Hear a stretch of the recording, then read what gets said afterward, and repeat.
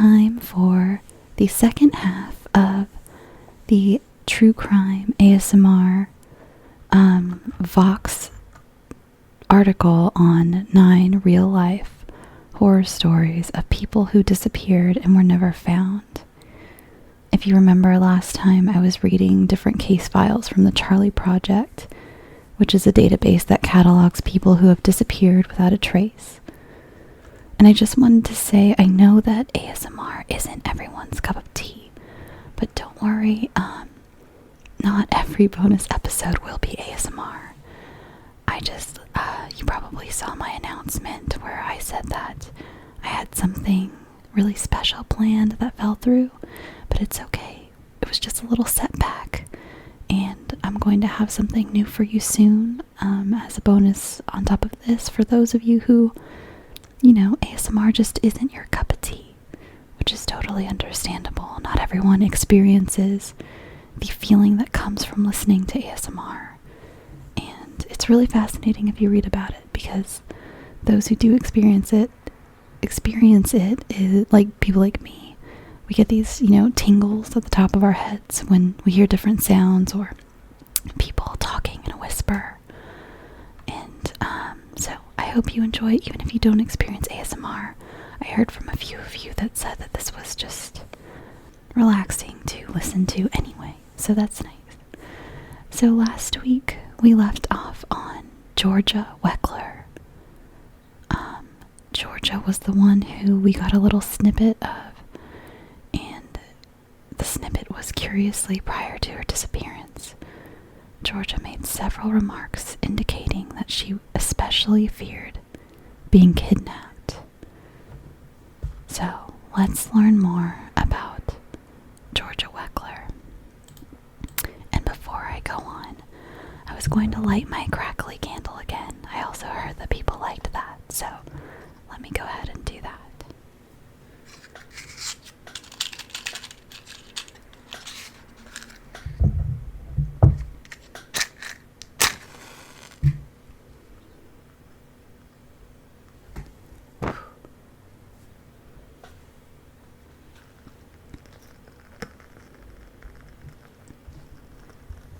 And again, I'm not doing a ton of editing to the sound, so you may hear it's 4 o'clock in the afternoon right now, so you may start to hear my neighbors returning home soon.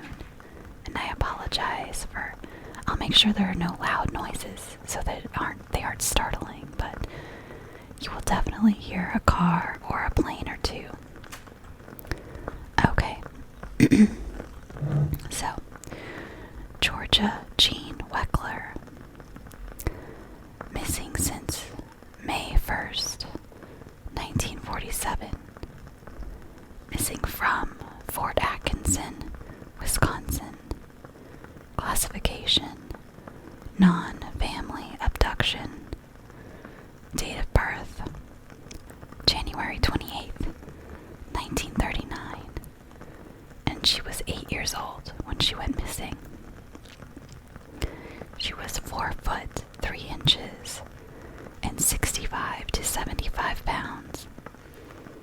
She was wearing a light blue t-shirt with a pink button sweater over it, a blue skirt with a red moon or flower pattern, blue jeans under the skirt, rubber boots or brown moccasin type shoes with reddish colored composition soles, and a brown flowered headscarf. She was a Caucasian female with blonde hair, brown eyes, and Weckler has a growth on one heel. The details of her disappearance. Georgia was last seen near her farm home in rural Fort Atkinson, Wisconsin, at approximately 3:30 p.m. on May 1st, 1947. A neighbor gave her a ride part of the way home from the Oakland Center School, where she was a 3rd grader, and dropped her off at the entrance to the half-mile-long driveway leading up to her home. Georgia told the neighbor that she might go into the woods and pick pick some flowers for a May Day basket before going home. She and her siblings normally rode their bicycles to school, but it had rained recently and the ground had been muddy, so Georgia's father drove his children to school the morning of her disappearance. Georgia was released half an hour before her older brother and sister and found a ride with the neighbor who had gone to the school to pick up her own child. The neighbor saw Georgia collect a large bundle of letters from her family's mailbox and start walking up the driveway, but she never arrived at her house. She has never been heard from again, and the mail she was carrying at the time of her disappearance has never been found. Georgia's mother was initially not concerned when the child did not arrive home. She assumed Georgia was with her father. The parents began searching at 6:00 p.m.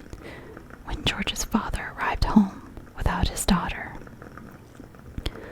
Witnesses reported seeing a dark-colored, possibly black, four-door 1936 Ford sedan with a gray plastic spotlight in the vicinity that afternoon. The car vanished at the same time Georgia did, and the deep tire tracks were later found on the road, as if a vehicle had pulled out fast. The car was being driven by a blonde man, 20 to 25 years old. This man is the prime suspect in Georgia's presumed abduction. He has never been identified, though many individuals were questioned over the years. Several witnesses reported seeing a young girl struggling and pleading with a man inside a similar vehicle in Fort Atkinson shortly after Georgia vanished. The child inside the car has not been confirmed to be Georgia, but she closely resembled her.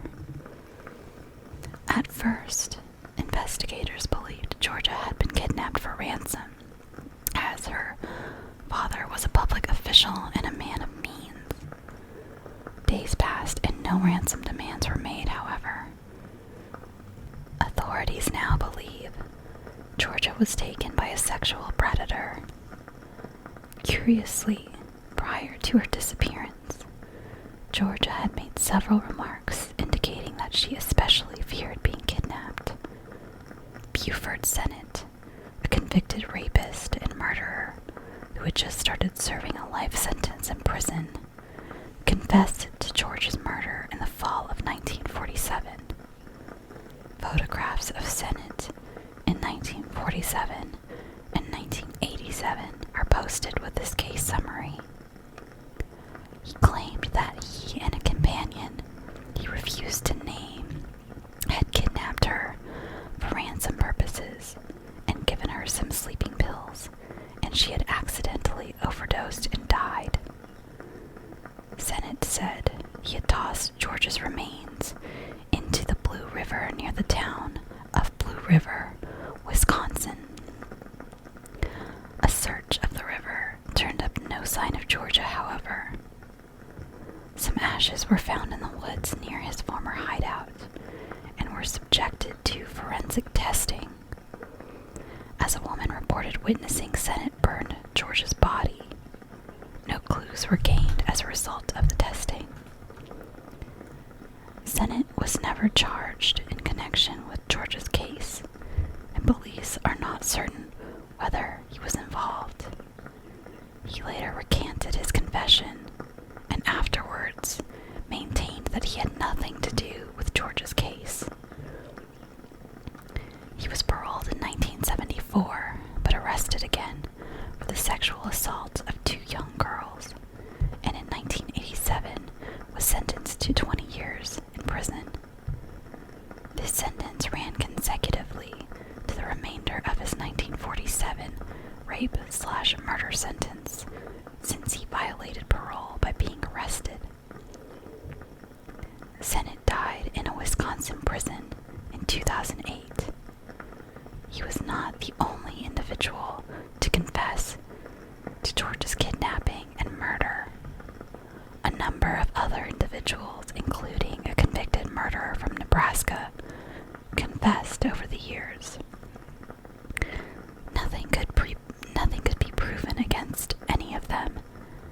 most of them later recanted.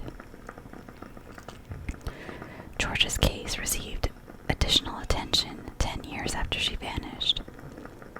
In 1957, when authorities in Plainfield, Wisconsin, arrested Edward Theodore Gein for murdering a local female tavern keeper. A photograph of Gein is posted with this case summary. Investigators uncovered a gruesome scene at his farm, which is still legendary.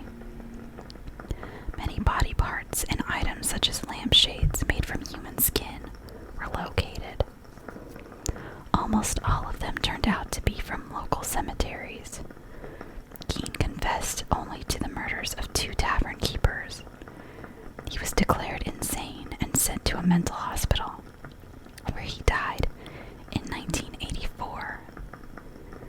Gein is considered a possible suspect in Georgia's disappearance, and also in the disappearance of Evelyn Hartley, who was abducted from La Crosse, Wisconsin in 1953. Neither of them have ever been found. They do not fit the profile for Gein's known victims. Both of the people he killed were middle-aged women. Gein also does not match the description of the man believed to be Georgia's abductor, but he did own a black 1937 Ford. Georgia's disappearance remains unsolved. Now, when it comes to this case, I really believe that personally, I think that Buford Sennett was telling the truth the first time he confessed, especially since from the beginning they thought it could be for ransom, and that's exactly what he said, was that he and someone else wanted to take the girl for ransom, accidentally killed her, and, then I think they burned her body. I think that's what they said. And I know he later recanted, but Georgia fits the profile of all of his victims throughout his life. Whereas Ed Gein, I just really don't believe. He did murder 2 people, 2 women, and allegedly, if you look into him, he could have maybe possibly murdered his brother when he was younger. No one's really sure. But I really don't think it was Ed Gein at all. They don't fit his profile like the articles, or like the write-up said. But also, I just don't see what he would have gained from kidnapping a young girl. He wasn't a sexual predator, from what everyone over the years has said. In fact, when he went to the asylum after he was arrested, apparently he did very well. Like, his mental health improved, and it was almost as if he just needed structure in his life. And a lot of people who worked around him, they really liked him. They said he was just kind of an eccentric old man at the end who, don't quote me on this, but I think he ended up doing some, janitorial services for the asylum that he worked in. So yeah, that's my 2 cents. I think it was probably Buford Sennett. And I wish we knew where Georgia was today. And in fact, it did mention there that Buford may have that Ed Gein, he was also linked to the disappearance of Evelyn Hartley, and that is who we will be talking about next. So, Evelyn Grace Hartley. She's been missing since October 24th, 1953. She's been missing. She went missing in La Crosse, Wisconsin. It is classified as a non-family abduction. Her date of birth was November 21st, 1937. She was 15 years old when she was kidnapped, or when she went missing. She was 5'7", 126 pounds. She was wearing a size 34 to 36 plain white broadcloth ship and shore blouse with pearl buttons, size 16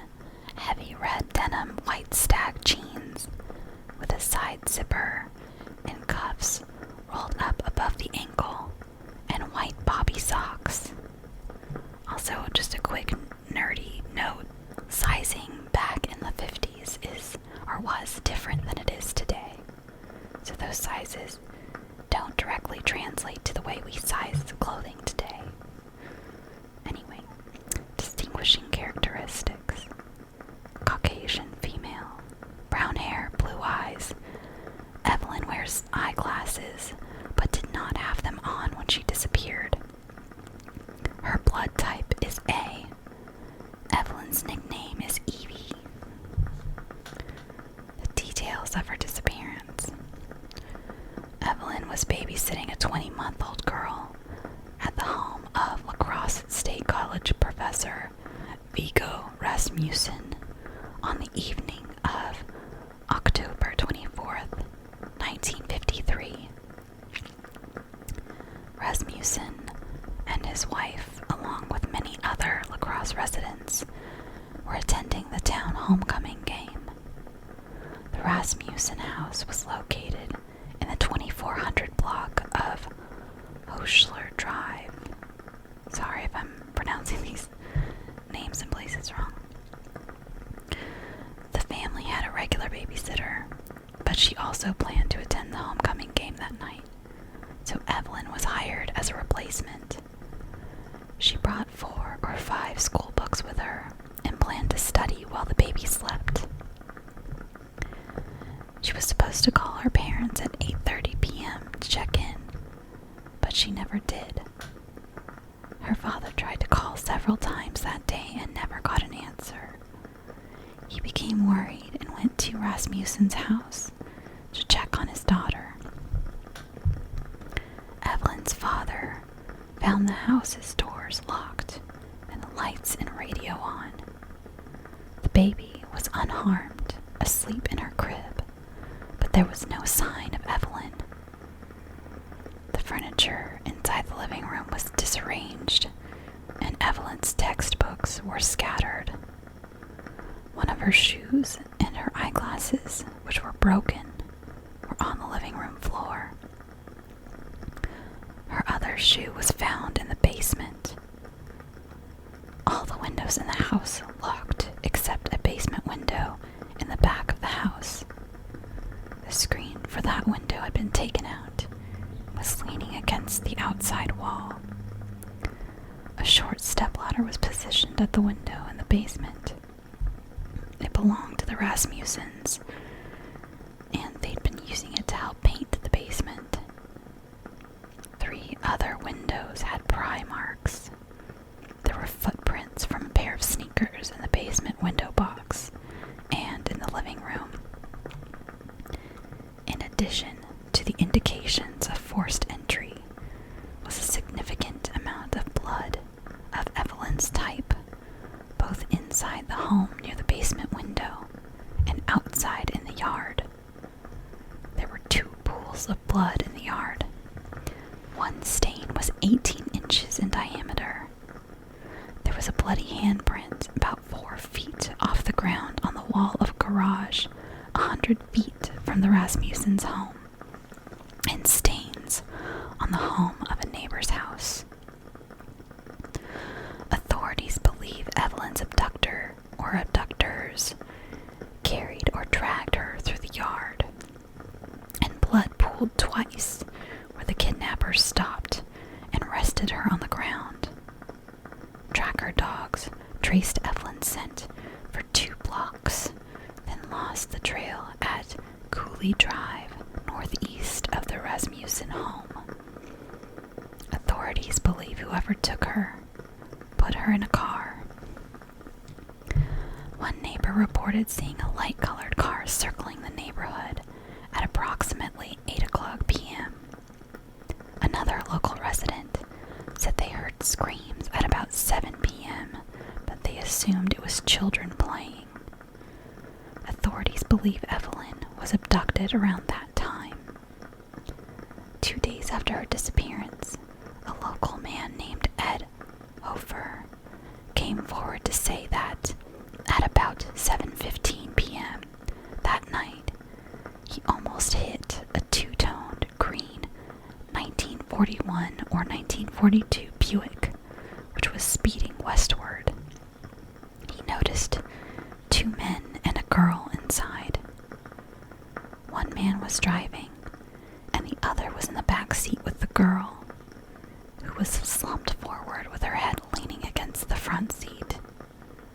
Hofer said he'd seen the car's occupants a few minutes earlier, staggering down the street near where the blood was later found. Hofer had assumed the three people were en route to the homecoming game, as he was. He didn't realize the significance of what he saw because at the time, no one knew Evelyn was missing. Hofer's information was publicized, but his name was withheld from the media for nearly 50 years after Evelyn's disappearance. Several days after her disappearance, a pair of underpants and a brassiere that could have been Evelyn's were found near the underpass on Highway 14, 2 miles south of La Crosse. They too were stained with blood. A blood-stained pair of men's pants was found along the same road, 4 miles away. It is unknown if the pants are connected to Evelyn's case. A pair of size 11 blood-stained Goodrich sneakers were found in the Coon Valley area southeast of La Crosse. They were apparently dumped there only a short time before they were discovered. The soles had a suction cup pattern, very similar to the footprints found near where Evelyn was last seen, and the blood was her type. Investigators believe that they were worn by her abductor.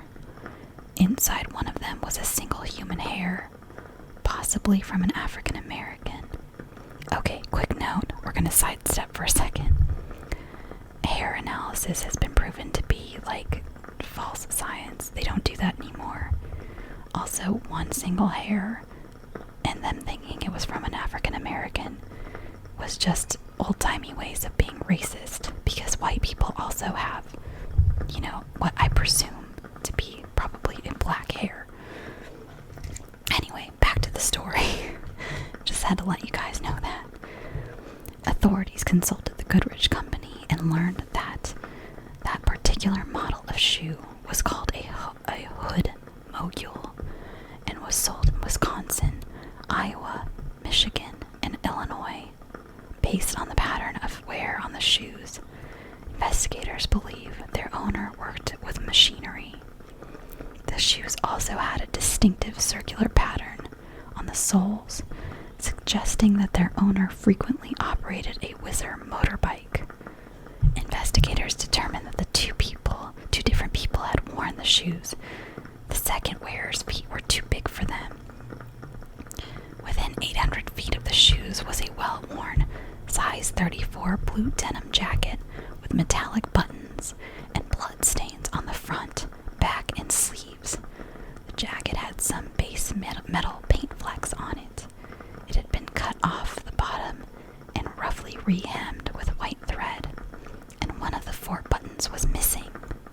There was a worn mark running the entire width of the jacket under the armpits, possibly from a safety harness.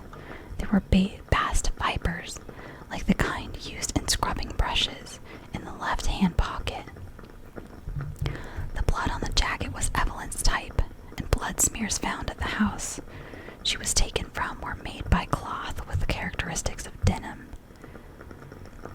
Authorities believe the jacket was worn by her kidnapper. However, it appeared to be too small for a person big enough to wear size 11 shoes. One investigator concluded, based on the pattern of wear on the jacket and the way it was cut off, that whoever owned it worked as a steeplejack. I don't know what a steeplejack is, by the way. Evelyn's kidnapping sparked one of the biggest searches in Wisconsin history. Among other extreme measures, investigators conducted mass searches of local vehicles and gave lie detector tests to all the students and teachers at Evelyn's school. They took the shoes and the jacket to 31 different communities in the area and displayed them to an estimated 10,000 people, but no one recognized them. Many suspects were questioned over the years, but there was no evidence to implicate anyone. Some people suspect Edward Theodore Keene may have been involved in Evelyn's case. A photograph of him is posted with this case summary. He was visiting relatives in La Crosse, just blocks from the home where she was babysitting on the night of her disappearance. In 1957, police went to question Geen about the disappearance of a local barmaid and found human remains all over his house. He had killed 2 women and had dug up other women's bodies in the cemetery and mutilated them. Geen was declared insane and died in a mental institution in 1984. No trace of Evelyn was found on his property, and he denied any involvement in her case. He has still not been completely cleared, however, and is also being considered in the 1947 abduction of Georgia Weckler. Evelyn was a junior at Central High School at the time of her apparent abduction. She had a straight A average and was involved in many school activities. She also played the piano and sang in the choir at the First Presbyterian Church. She had a few dates with boys and never had a steady boyfriend. She is the youngest of 4 children. One of her older brothers died of polio several years prior to her disappearance. Evelyn's parents are now deceased. One of her siblings lives in Oregon and the other in Australia. Her case remains unsolved. Again, I don't think that Geen was involved in this case. I just really don't. I don't know, I just have a feeling. Okay, up next is Bruce Kremen. Bruce Howard Kremen has been missing since July 12th, 1960. He went missing from the Angeles National Forest in California. Classification: endangered missing. His date of birth was July 21st, 1953. He was 6 years old, 4 foot 5 inches, 65 pounds. He was wearing blue jeans and a white t-shirt with the words Summer Fun Club or Summer Fun Camp printed on the front. Distinguishing characteristics: Caucasian male, brown hair, brown eyes. Bruce was last seen near Buckhorn Flat in the Angeles National Forest in California on July 12, 1960. He was camping with a group of approximately 80 children and adults from the Young Men Christians Association, or the YMCA, in Los Angeles, California at the time. He was playing with 2 other children about 300 yards from the YMCA campsite when he became separated from them and was never seen again. The group realized Bruce was missing just a few minutes after he disappeared, and they conducted a search of the area, but turned up no signs as to his whereabouts. Authorities initially believed Bruce had become lost or injured in the mountains, and the massive search was conducted in the days following his disappearance. The area where he disappeared is very rugged, with many chasms and cliffs. Bruce is now believed to have disappeared under suspicious circumstances, however. He was born in Brooklyn, New York, and resided in the 11,000 block of Dempsey Avenue in Granada Hills, California, in 1960. Authorities believe Mac Ray Edwards was responsible for Bruce's disappearance and a string of other children's disappearances and homicides in California. In 1970, Edwards pleaded guilty to killing 3 California children and sentenced to death at his own request. He confessed to killing Brenda Howell, Donald Baker, and Roger Madison as well, and authorities believe he was also most likely responsible for the disappearances of Thomas Bowman, Ramona Price, and Karen Tompkins. By the way, if you do visit the the Charley Project site, which I will link in the show notes. Each of those children's names are clickable, and I think you can go see their individual stories and what happened to them. Edwards led authorities to a site where he said he had buried some of his victims, but no evidence was located. He died by suicide on death row in 1971. A photograph of Edwards is posted with this case summary. His alleged victims ranged in age from 7 to 16 years old. Bruce's case was reopened in 2007 as authorities renewed the search for the bodies of Edwards' victims. He was employed as a heavy equipment operator in the 1950s and 1960s and helped construct many highways across the state of California.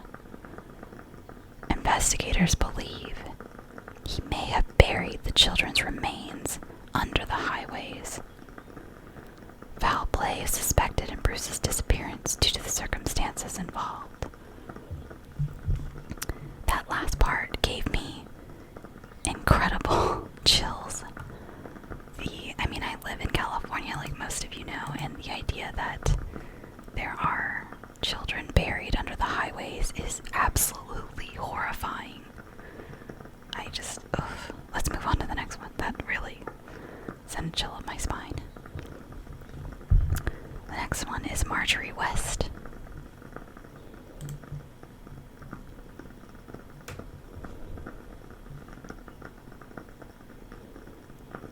Sorry, my internet is slow, so listen to the sounds of the crackling candle while this page loads. So, Marjorie West. Wow, this one has a lot of pictures. Usually they only have one or two. So, Marjorie West has been missing since May 8th, 1938. She is went missing from McKean County, Pennsylvania. Classification endangered missing. Date of birth June 2nd, 1933. She was 4 years old. Her height and weight was unknown. She was wearing a blue dress, a navy blue mid-length coat with the collar edged in pink, a red Shirley Temple type hat, and patent leather shoes. Distinguishing characteristics: Caucasian, female, red hair, blue eyes. Many accounts spell Marjorie's name Marjorie with a Y, and you guys can't see it, but her name was spelled with an IE at the end. She has freckles on her face, and she spoke with a southern accent in 1938. Details of her disappearance. Marjorie attended a church service with her family members in their hometown of Bradford, Pennsylvania, during the morning hours of May 8th, 1938. Her parents decided to have a Mother's Day picnic afterwards in the White Gravel area, which was a 40-minute drive from Bradford. They drove south along the U.S. Route 219, following an old railroad grade from Custer City to Marshburg, Pennsylvania. The Wests entered the White Gravel area from Chapel Fork Road in McKean County. Marjorie picked wildflowers with her 11-year-old sister Dorothea later during the day. Dorothea recalled that their parents warned them against walking behind a large boulder near the flowers. She said their father and brother checked the area, but there was a chance that rattlesnakes were hiding near the rock. Dorothea left Marjorie alone while she spoke to their mother at approximately 3:00 p.m. Marjorie disappeared by the time her sister returned to the area. She has never been heard from again. The girl's mother called the police after an initial search of the area by family members produced no evidence as to Marjorie's whereabouts. Witnesses reported that 2 vehicles drove past the West picnic site prior to Marjorie's disappearance. Authorities authorities identified the cars, and neither was involved in her case. At first, it was believed that Marjorie had merely wandered into the woods and became lost. Hundreds of people searched for her in the countryside, and her disappearance received a great deal of publicity. If she had been out in the open for more than a few days, she would have succumbed to exposure. The searchers found what appeared to be a freshly dug grave in the woods, but when they dug it up, it turned out to be a buried cask of wine. A scrap of lace was also discovered, and some people thought it might be a piece of Marjorie's clothes, but she did not have any lace on her clothing when she disappeared. There's a big truck driving by. When I listen to this later, I'll see if I need to edit it out or not.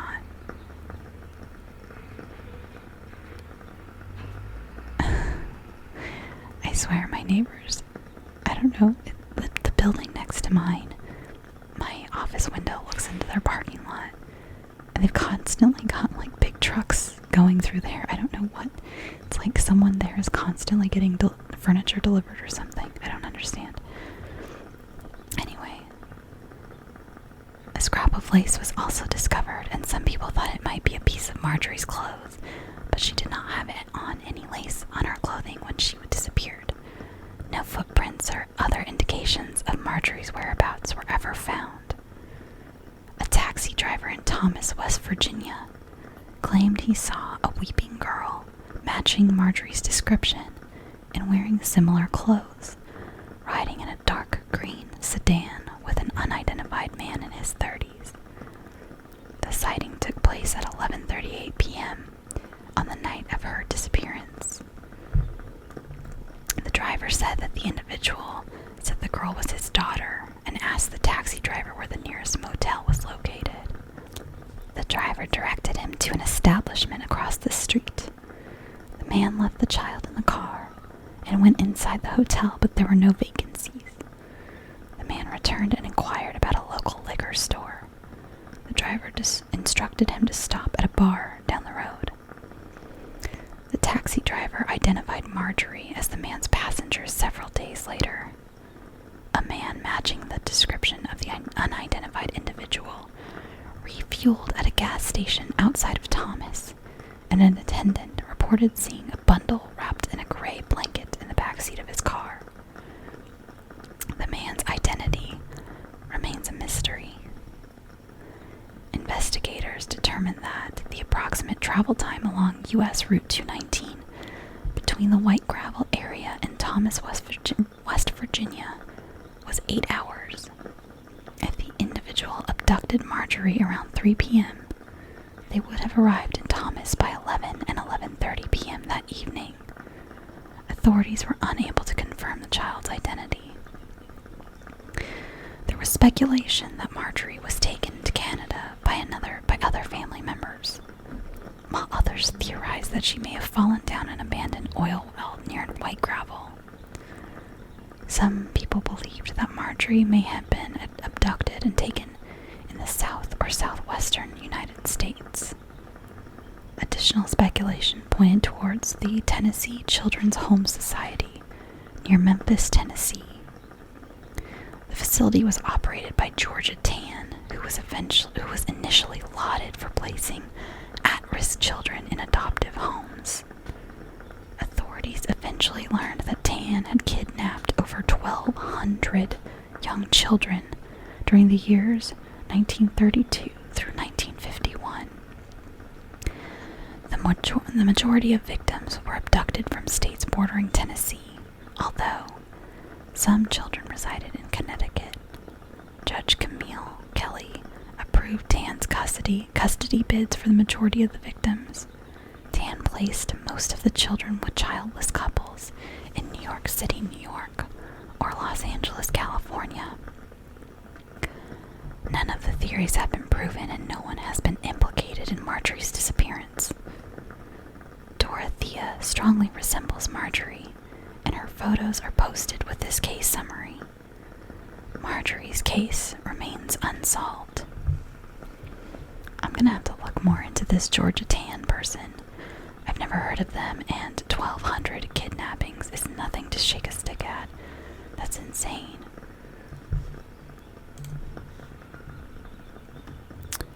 Okay, we're coming up on our last of this list, and this is a very famous, you would say it is an infamous story.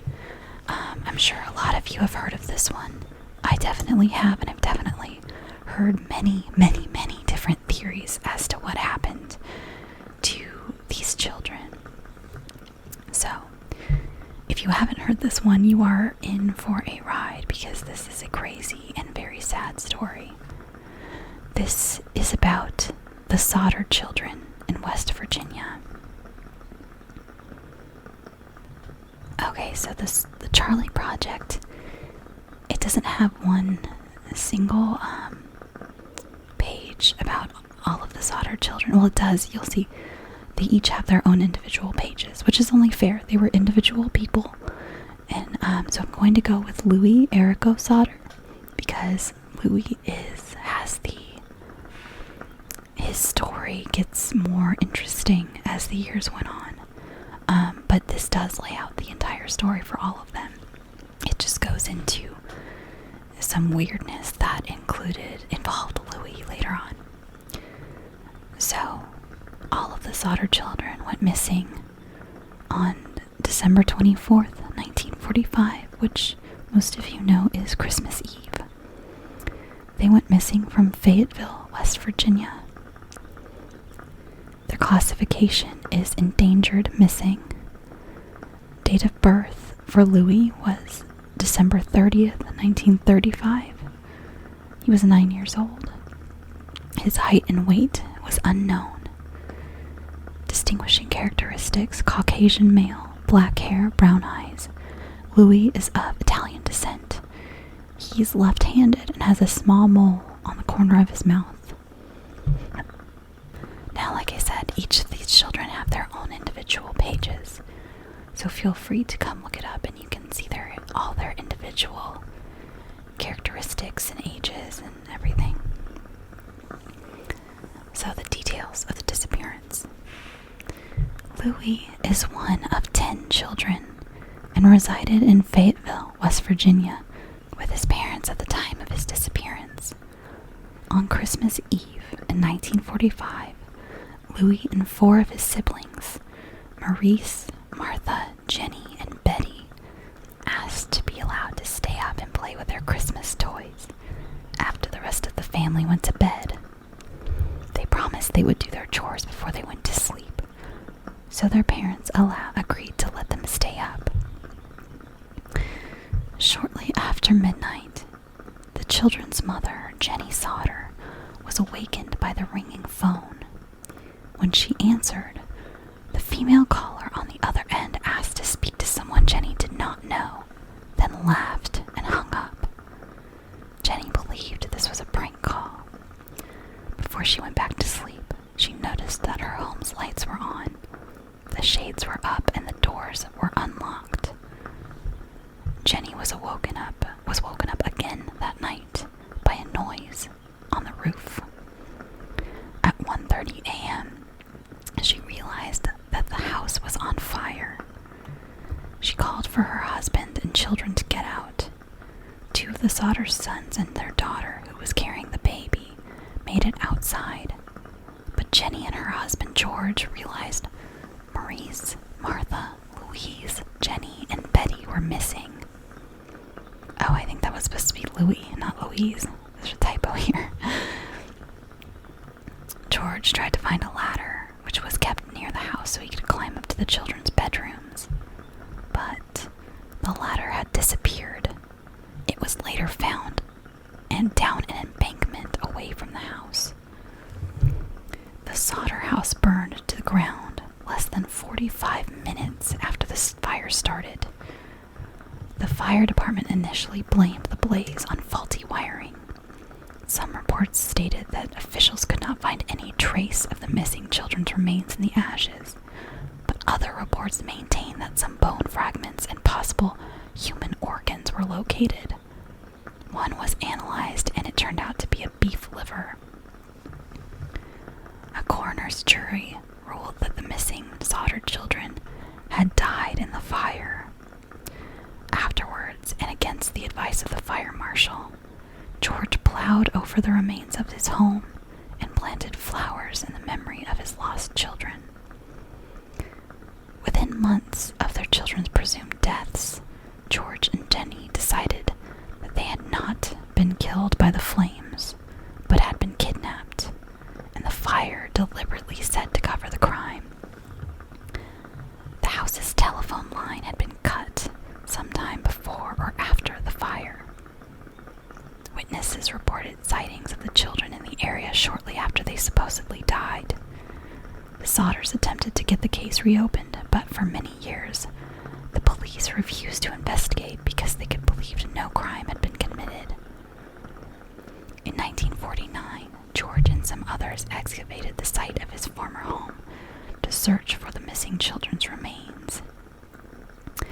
Only 4 pieces of vertebrae and 2 small bones that were possibly from a child's hand were located.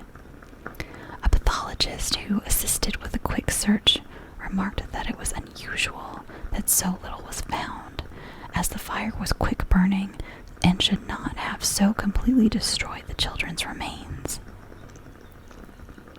The pathologist believed the bones that were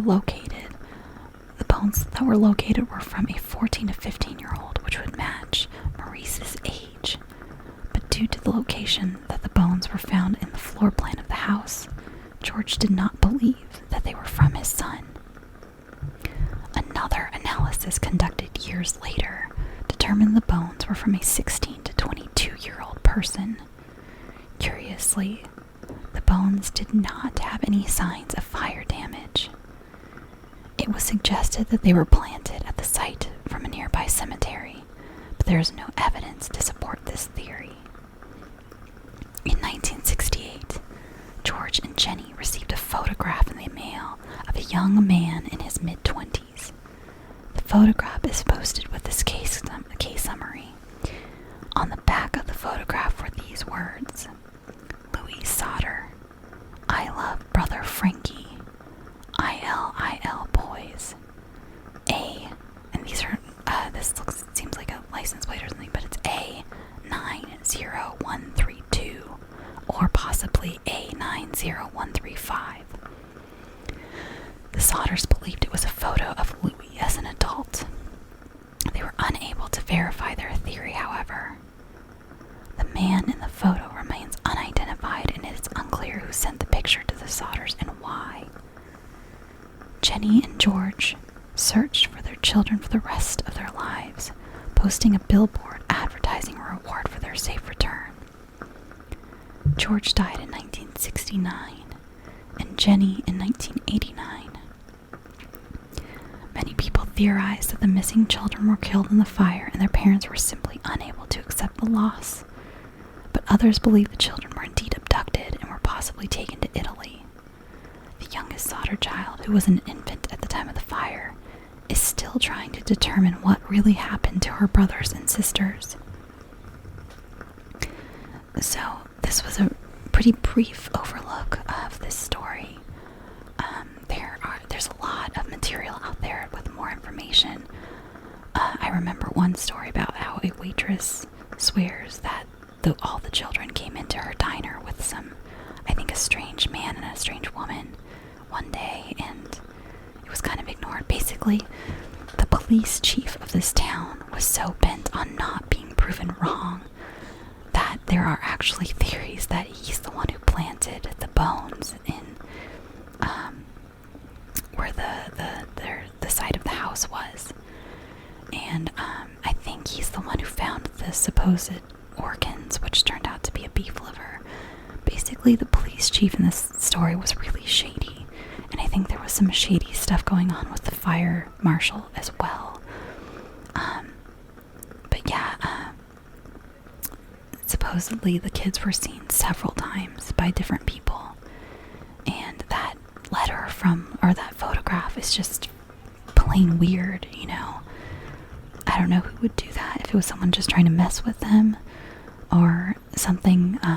The photograph is available on the Charley Project, and definitely looks like it could be Louis. They have it side by side with his actual photo, or his known photo of when he was a child, and it looks like an older version of this kid, but who knows?